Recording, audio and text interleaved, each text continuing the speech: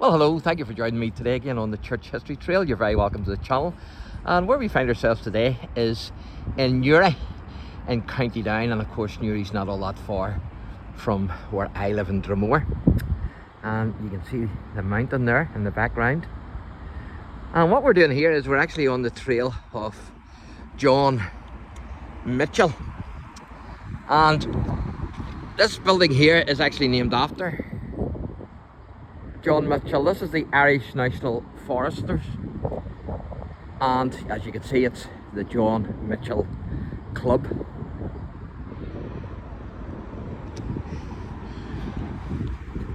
Now, the Reverend John Mitchell, John Mitchell's dad, was living at the Manse, Camnish, near Dungiven in County Down / Londonderry, whenever his son John was born on the 3rd of November 1815 at the Manse.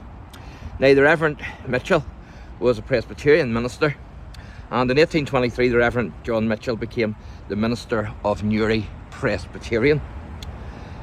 And so the family settled in at Drumlane House near Newry.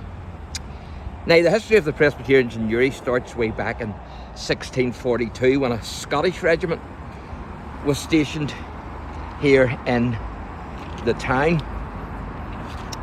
Now, the chaplain of that regiment was the Reverend Simpson, and the Reverend Simpson stayed on in Newry even after his regiment had gone, and it's believed that he started the first Presbyterian congregation actually in this area.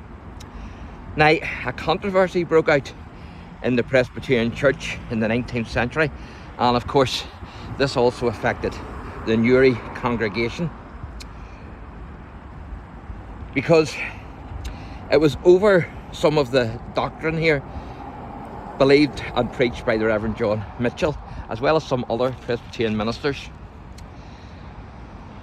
John was a Unitarian. In other words, uni means one. He only believed that God the Father was God. And so some of the Orthodox Trinitarians, Trinity means three. In other words, that God is Father, Son and Holy Spirit. So some of the Orthodox Trinitarians in the congregation left to form a new congregation in Newry in 1818 in Sandy Street. So this is the present meeting house for First Presbyterian Church non-subscribing. And as you can see, it says founded about 1642, and so this was the congregation that the Reverend John Mitchell was over. Now, the meeting house was built, not this meeting house, it was an earlier one, but the meeting house was built in 1829 to 1830 and was designed by the famous Newry architect Thomas Duff in the Grecian style. And due to the split in the congregation, those who remained behind became part of the non-subscribing Presbyterian Church, as I just showed you there. And so the present building was built by another Newry-born architect, W.J. Barry, I think that is, in 1853. This church dates from, in the Gothic style, which has been used by non-subscribers since that date. And it's still in use today, of course.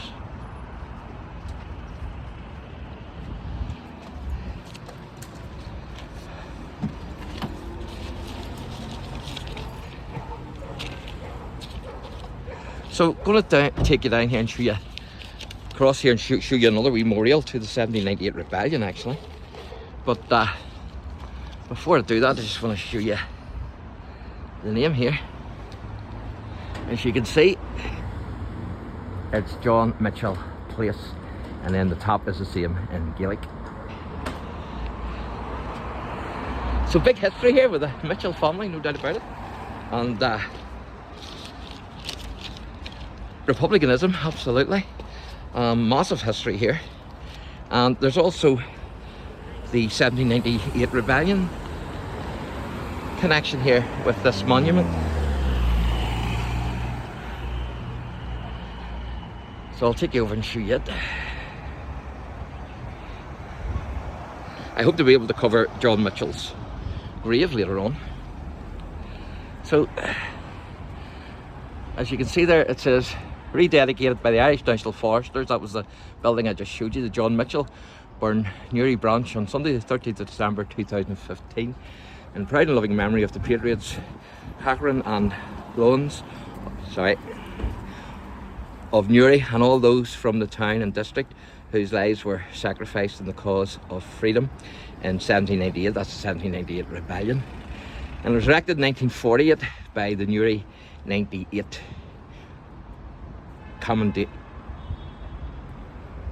Commemoration, I think that is, committee.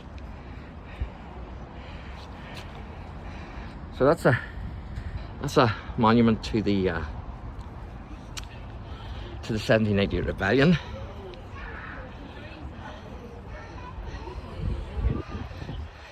Now, John Mitchell himself was born in 1815. He died in 1875. He was a Protestant Irish Republican activist, and he met Jane, or Jenny, Ferner in 1836, and they were married in the tower of Drumcree Church. That was the bell tower near Portadown in 1837, and I've done a couple of wee videos there, one inside and one outside of the bell tower and their connection to it. So Jenny's dad was Captain James Ferner of Armagh. Of course, the Ferner family were all massive unionists, all that is except Jenny, strangely enough. And of course, Captain Ferner was not Jenny's biological father, so I don't know how she ended up in the family, but she did. Now, John was the editor of his own paper, the United Irishman, and in 1847 John was sentenced to 14 years of penal transportation. And so he was classed as a criminal.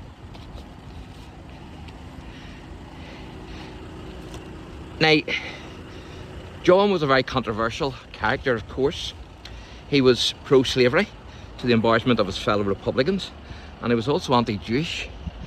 And John and Jenny's three sons, believe it or not, actually joined the Confederate Army during the American Civil War of 1861 to 1865. So this is actually a wee memorial to him, and I'm going to get out of the road because there's a car reversing in here.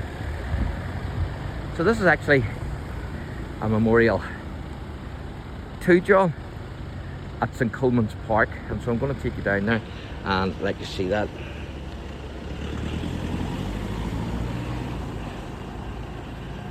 If I can get across this road here.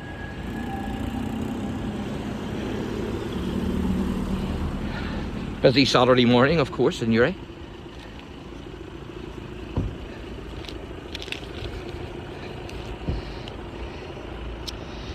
So, as I say, his three sons actually served in the American Civil War, and Willie was in the Stonewall Brigade, and that was, of course, under Stonewall Jackson.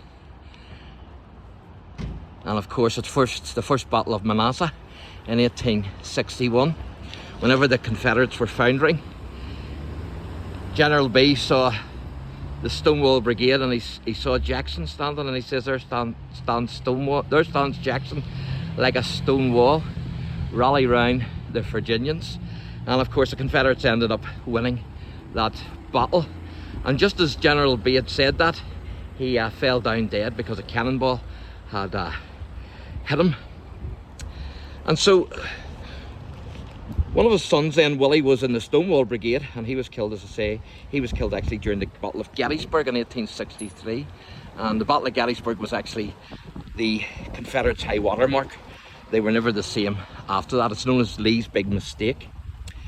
And then John Jr., or Johnny, was killed at Fort Sumter in 1864. And then James, the other son, lost an arm during the conflict as well. So I'm going to read this out, tell you. So as you can see, it says, John Mitchell, 1815 to 1875.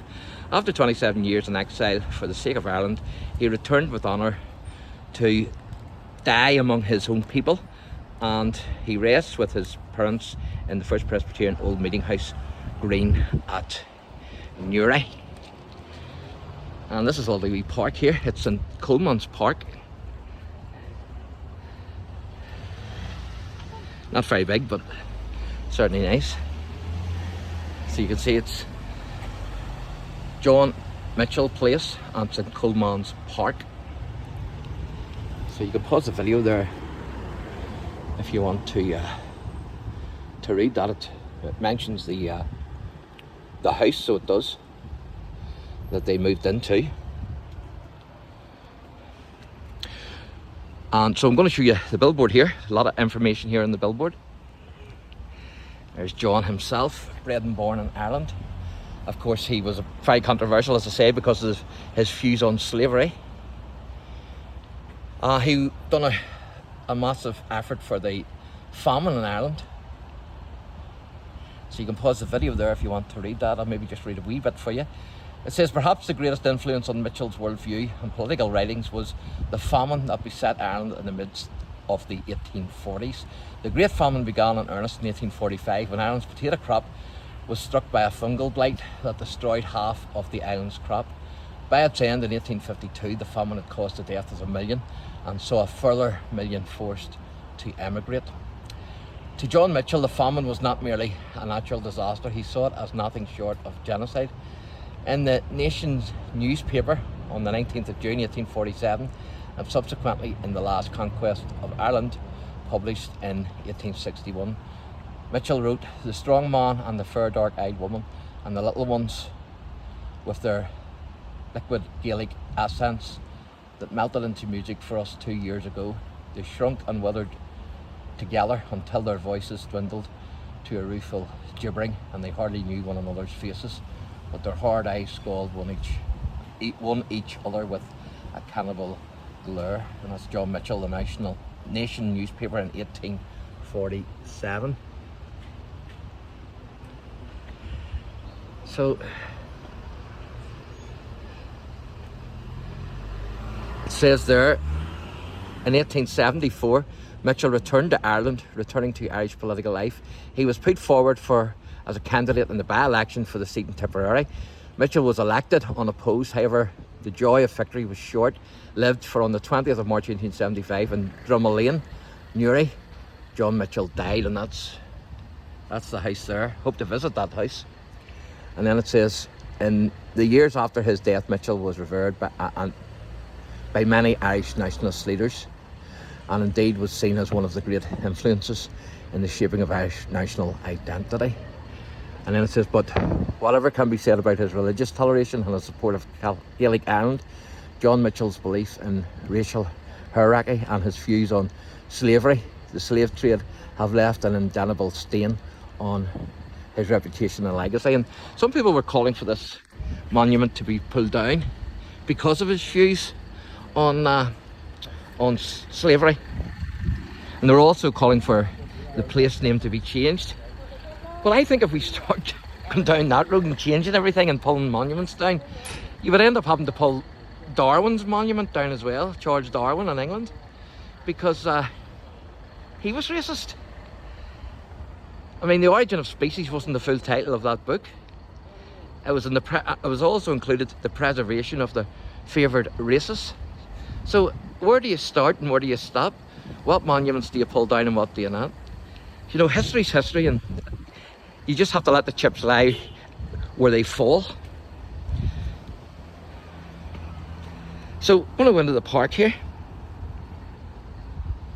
And when you think about it, really, it's not really the colour of our skin that divides us.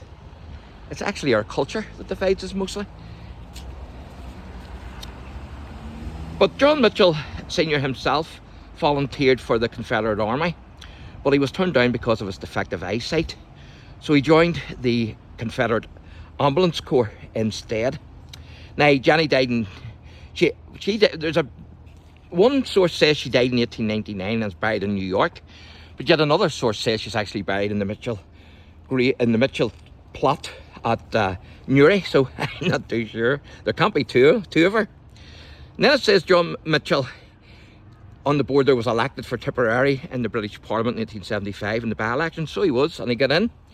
While he was still approaching the Irish shore, he was elected unopposed, but of course the House of Commons, by a large majority, declared Mitchell as a criminal. Therefore he he could take no, he couldn't take his seat. And so John Mitchell died at Drumlane, his parents' house in Newry, on the 20th March 1875, and he's buried at the old meeting house in Newry, and hopefully I will be able to do a wee video there. So I'm going to wrap this wee video up. Lovely wee park, isn't it? Here in the middle of Newry, and I'm going to take a wee seat here in this wee summer seat and chillax, as I say, among the young ones. So thanks for watching, and God bless.